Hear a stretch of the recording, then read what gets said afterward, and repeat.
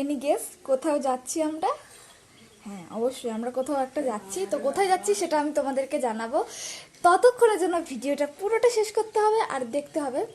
হে হরে Krishna everyone, তোমরা সকলে কেমন আছো? আশা করছি তোমরা সকলে খুব ভালো আছো। আমিও খুব ভালো আছি তোমাদের আশীর্বাদে। ভাগবত খুব ভালো আছে। এই ফার্স্ট টাইম তোমরা ভাগবতকে দেখছো, তো ভাগবতের জন্য কিন্তু স্পেশাল তোমরা প্রে করো যাতে ও যেন খুব ভালো একজন ভক্ত হতে পারে, আমি যেন ওকে সেই শিক্ষায় শিক্ষিত করতে পারি। আর অন্য কিছু তোমাদের থেকে চাওয়ার পাওয়ার কিছু নেই আমার, শুধু এইটুকু আশীর্বাদ করো। আর দেখো, এদিকে আমরা বেরিয়ে পড়েছি গন্তব্যস্থলে যাওয়ার জন্য। তো যাচ্ছি হচ্ছে আমি, ভাগবতের বাবা আর আমার বোন, আর একজন প্রভু যাচ্ছিলেন আমাদের সাথে। আর এখন আমরা বেরিয়ে পড়েছি। আর দেখো, খুব ভোরেই বেরিয়েছিলাম। দেখো এত কুয়াশা, কি বলবো, চারিদিক পুরো একদম হু হু করছে কুয়াশাতে। এই যে যে ভিডিওটা তোমরা দেখছো, এই যে এই সময়টা, এটা হচ্ছে প্রায় তোমরা দেখতে পাচ্ছ 11:30 নাগাদ। তখন দেখো কীরকম কুয়াশা। যাই হোক, আর কিছুক্ষণ গেলেই আমরা পৌঁছে যাব। দেখো ফাইনালি চলে এসেছি। তো বুঝতেই পারছো কোথায় এসেছি, আর নতুন করে ইন্ট্রো দেওয়ার কোনো মানে নেই। চলো ভেতরে কী কী হয় না হয় তোমাদের সাথে সবটাই শেয়ার করব। তো ভিডিওটা ভালো লাগলে অবশ্যই লাইক, কমেন্ট, শেয়ার আর সাবস্ক্রাইব করতে ভুলো না। তো হরে কৃষ্ণা, হরি বল। তো দেখতেই পাচ্ছ এখন ভেতরে ঢুকে পড়েছি, এখন যাচ্ছি সবাই মিলে। আর এখানে আমি হ্যারি বল করছিলাম ভাগবতকে নিয়ে। দেখো চারিপাশটা কত সুন্দর লাগছে।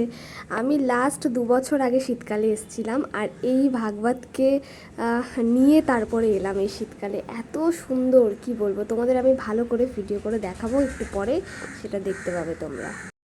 আর ভাগবত কেন এত আনন্দ পাচ্ছিল সেটার আসল কারণ হচ্ছে, ও যখন এর আগে এসেছিলো তখনও অনেকটা ছোট ছিল, প্রায় ও 2-2.5 মাসের ছিল।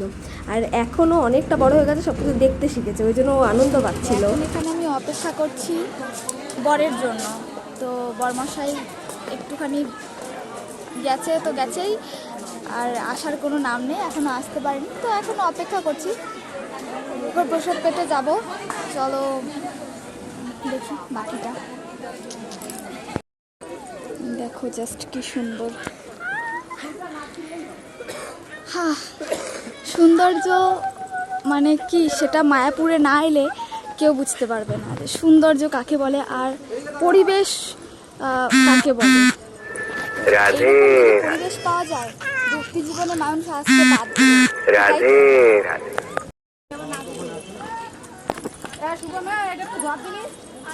বাবার সাথে যাচ্ছে ছেলে। এখানে রঙ্গলি ছিল, উঠে গেছে, আর আমি আর বোন যাচ্ছি। আর এখানে দেখো ভাগবতের এই শিশু পাঠ গুরুকুলের, এটা খুব পছন্দ হয়েছে, মানে আমাদেরও ইচ্ছে ছিল।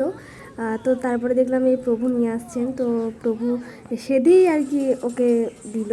তো ওর ওটা খুব পছন্দ হয়েছে, ওটা নিয়েও নেওয়া হয়েছে। আর যাই হোক, এখানে দেখো এই মাতাজিরা, আরও 2জন মাতাজি চলে গেছিলেন, তো আমি এইটুকুই নিতে পেরেছি। আর এখানে দেখো ভাগবতের অবস্থা, এই মাতাজিকে দেখছে আর হাসছে, দেখছে আর হাসছে, কোলে উঠে পড়েছে পুরো ডিরেক্ট।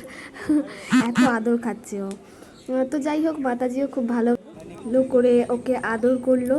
আর হচ্ছে মাতাজি মানে এতটাই ভালো যে ওর সাথে মানে ওকে যা বলছে ও তাতেই হু হা করছে। তো ওর খুব পছন্দ হয়েছে, পরিষ্কার কথা এক কথায় বলতে গেলে। আর হচ্ছে এদিকে এখন আমরা প্রসাদ পাওয়ার জন্য যাচ্ছিলাম, তো এখন লাইনে দাঁড়িয়ে রয়েছি। এই দেখো কুপন আমি দিয়ে দিচ্ছি, তো কুপনটা দিয়ে দিলাম। মাতাজিরা আমরা সব একসাথেই ঢুকেছিলাম, তো এই যে পরস্পর গিয়ে এখন এই যে এখানে প্রসাদ পাচ্ছিল সবাই।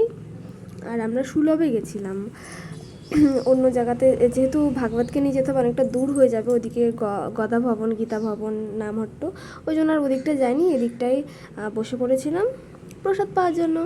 তো এই যে, আর প্রসাদে কী কী আছে সেগুলো তোমাদেরকে চলো দেখিয়ে দিই। এই যে প্রভু এখানে বলছে আমার ব্যাগটা দাও, আমার ব্যাগটা দাও। হ্যাঁ, তো যাই হোক, এখন এই যে জল দিয়ে দিল আমাদেরকে, এই যে এই প্রভু জল দিচ্ছিলেন। জল দেওয়া হয়ে গেল, এখন এই যে থালা দিয়ে গেছে। এখন এই যে খিচুড়ি, এই খিচুড়ি প্রসাদটা এত সুন্দর হয়েছিল, আমি জীবনে খিচুড়ি খাই না, তো এই মায়াপুরে গিয়ে একমাত্র আমি খিচুড়ি প্রসাদ পাই। আর এখানে ভাগবতকেও দিচ্ছিলাম, ও কারণ যেহেতু মহাপ্রসাদ ওই জন্য ওর মুখে একটু দিলাম। এমনিতে টেস্টি হয়েছিল বলেই আমি আরও দিয়েছিলাম, যদি একটু খায়। তো যাই হোক, এখানে অন্ন দিয়ে দিল, তারপরে একটা সবজি দিয়েছিল, এটা বেশ সুন্দর হয়েছিল সবজিটা। আর ছিল ডাল হাঁড়ি বল।